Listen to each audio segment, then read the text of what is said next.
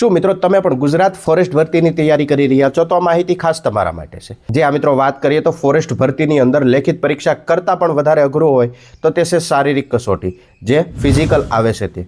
જે આ મિત્રો ઘણા ઉમેદવાર મિત્રો ફિઝિકલની અંદર જ ફેલ થતા હોય। જો તમે પણ ફોરેસ્ટ ભરતીની તૈયારી કરતા હોય તો ફિઝિકલ છે તે અત્યારથી જ ચાલુ કરી દેજો।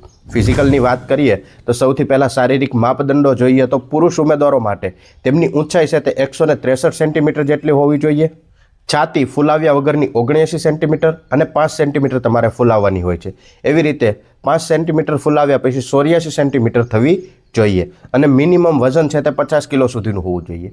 તેવી જ રીતે મહિલા ઉમેદવારો માટે વાત કરીએ તો 150 સેન્ટીમીટર સુધીની ઊંચાઈ હોવી જોઈએ અને 45 કિલા સુધીનું વજન હોવું જોઈએ। ત્યારબાદ શારીરિક ક્ષમતા કસોટીની વાત કરીએ તો પુરુષોને 1600 મીટર દોડ આવે છે, 6 મિનિટનો ટાઈમ આપવામાં આવે છે। ત્યારબાદ 4 ફૂટ 3 ઇંચની ઊંચી કૂદ આવે છે, 15 ફૂટ લાંબી કૂદ આવે છે, 8 પુલઅપ્સ આવે છે અને 18 ફૂટ રચ્ચાસડ આવે છે। એ જ રીતે મહિલા ઉમેદવારો માટે વાત કરીએ તો 800 મીટર 4 મિનિટની અંદર પૂર્ણ કરવાનું હોય છે, ઊંચી કૂદ 3 ફૂટ હોય છે અને લાંબી કૂદ 9 ફૂટ હોય છે।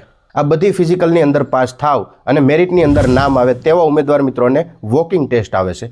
વોકિંગ ટેસ્ટમાં વાત કરીએ તો પુરુષો માટે 4 કલાકની અંદર 25 કિલોમીટર પૂર્ણ કરવાનું હોય છે, જ્યારે મહિલાઓ માટે 4 કલાકની અંદર 14 કિલોમીટર પૂર્ણ કરવાનું હોય છે। આવી રીતે વનરક્ષક ભરતીને ધ્યાનમાં રાખીને શારીરિક જે ક્ષમતા કસોટી છે, શારીરિક ધોરણો છે, તેમની પૂરી વિગત આપણે જોઈ।